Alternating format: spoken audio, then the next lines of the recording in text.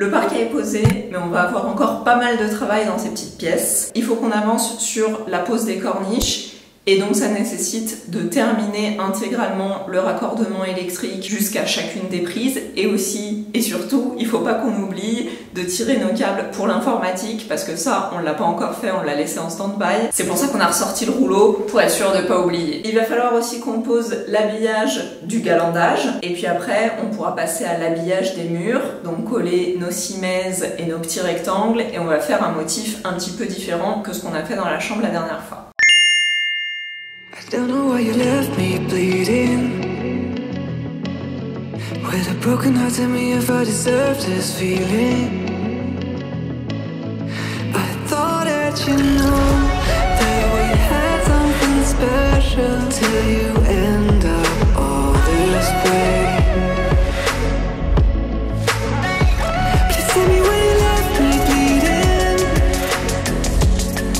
With a broken heart, tell me why I deserve this.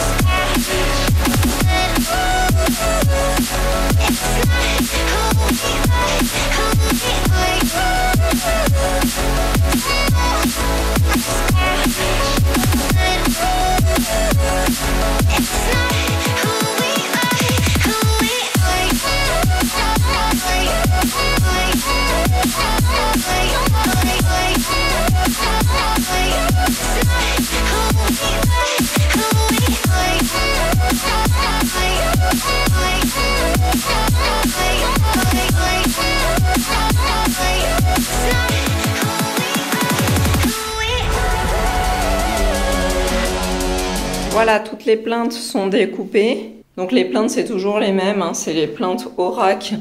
La référence, c'est SX118. On va poncer les angles, notamment les angles sortants, parce que les découpes sont un peu moches.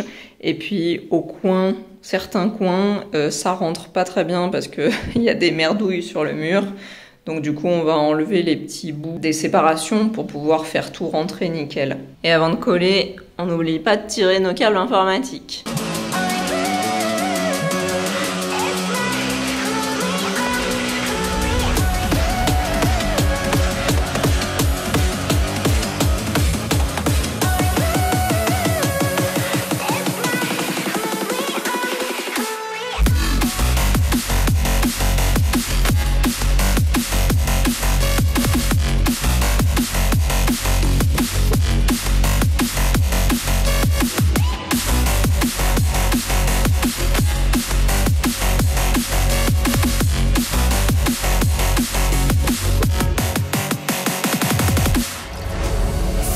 Change and love can go, but tell me why are you so cold? What did I wrong? What was the fault? And what you say is I don't know.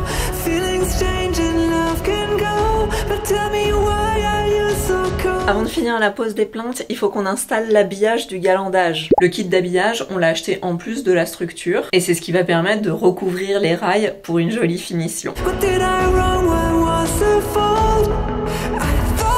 You love me, I thought that you need me till you end up all this way.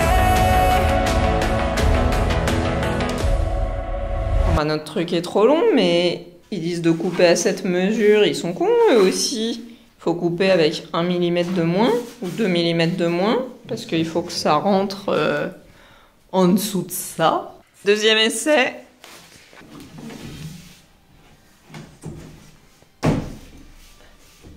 Bah voilà.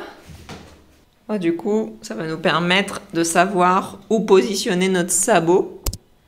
Comme ça, tac, parce que ça c'est l'endroit où arrive la cloison définitive.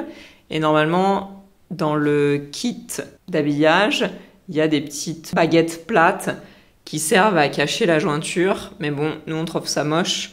Donc on va mettre des baguettes moulurées ici à la place des baguettes plates. Oh non, celle-là elle est trop courte du coup.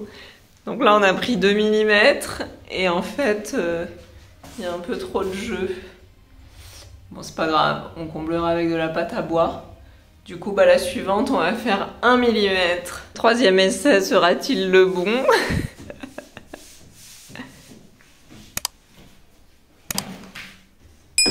C'est bien? Trop de jeu? Ah non! Bon, il y a un peu moins de jeu que l'autre. Je pense que 1 mm c'est bien, au moins elle rentre facilement. Bon, j'espère que la dernière, c'est la découpe parfaite.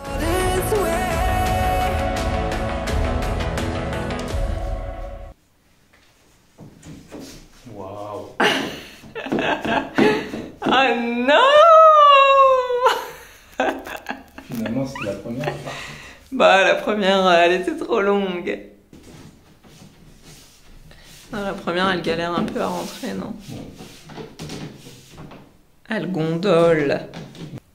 Ah, tout de suite, ça fait beaucoup plus fini. Maintenant, on fait celle-là.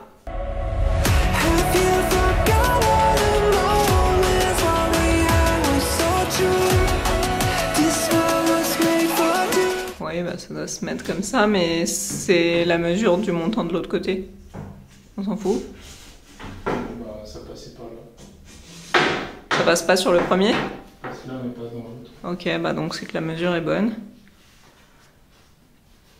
Mais c'est pas censé s'incruster dans le rail? Enfin, dans le truc métallique?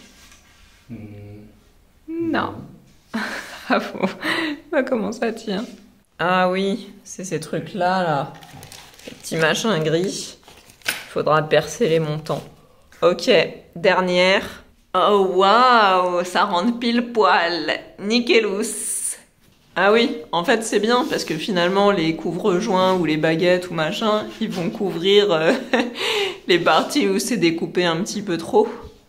On n'aura même pas besoin de mettre de la pâte à bois en fait. Bon, sauf que nous on mettra des moulures plus belles, hein.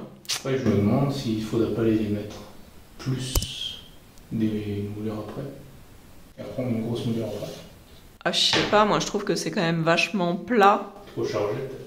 Ben pas assez chargé. En fait ça va faire bizarre parce que ça va être genre super plat là et ensuite un truc tout mouluré. Moi je préfère mettre...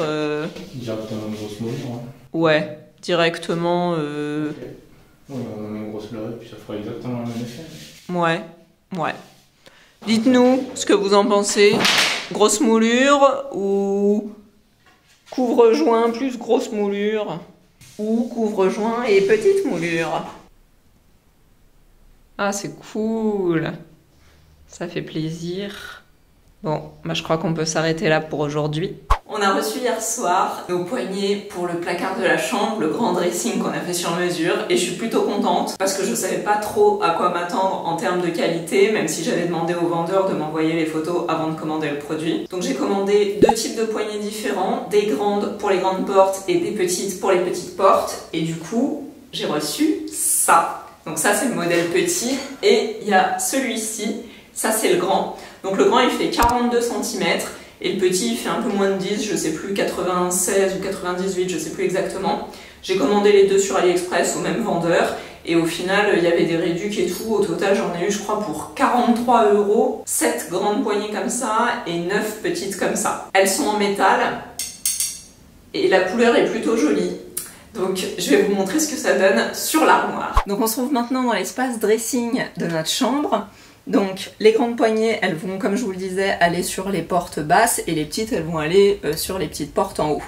Donc par exemple, cette porte-là qui s'ouvre dans ce sens-là, alors vous savez, comme pour l'instant il n'y a pas de poignée, je peux pas l'ouvrir, donc je suis obligée d'aller l'attraper par en dessous. Hop. Donc on va venir positionner la poignée plus ou moins ici. Et je dois dire que le rendu est plutôt joli. Je sais pas ce que vous en pensez. Donc voilà, ça va faire comme ça sur les portes. Pareil sur la porte d'à côté. À chaque fois, évidemment, on met la poignée à l'endroit où la porte s'ouvre. Hein, parce que si on la met au niveau des charnières, bah, on peut pas ouvrir la porte. Et par contre, on va avoir le problème au niveau des portes d'angle, ici. Parce que quand on les tire, en fait... Ah, Bah, j'arrive pas à passer le doigt, il faut que j'aille aussi en dessous. Mais quand on les tire, en fait le problème c'est que ça vient vraiment à ras de la porte qui est à côté. Donc cette poignée là, à cause de l'épaisseur de la poignée, bah, elle va être trop grande et on ne pourra pas ouvrir la porte qui se trouve derrière. Donc pour ces portes là, je pense qu'on va être obligé de positionner la poignée comme ça au milieu de la porte. Et là, ça va nous permettre d'ouvrir ces portes d'angle. Mais bon, ce que je voulais vous montrer surtout, c'est le rendu des poignées dorées comme ça, enfin laiton sur les portes. C'est vraiment plutôt joli. Et en plus, regardez, on n'est pas trop mal par rapport à la couleur de notre petit interrupteur. Elles arrivent toutes bien emballées, chacune dans leur propre sachet plastique. Il y a les petites vis qui sont envoyées avec, et ça pareil, hein, comme nos portes elles sont un peu plus fines que 18 mm, elles font que 15, j'avais demandé au vendeur de m'envoyer des vis qui correspondent à la taille des portes un peu plus fines qu'on a. Donc normalement ça devrait le faire parce qu'il m'a envoyé la photo avec la profondeur jusqu'à laquelle rentre la vis, etc. Donc elles sont emballées chacune et puis elles arrivent dans un petit carton comme ça. Bref, je vous remontrerai tout ça beaucoup plus en détail quand on les installera, mais pour l'instant, on continue sur les petites pièces.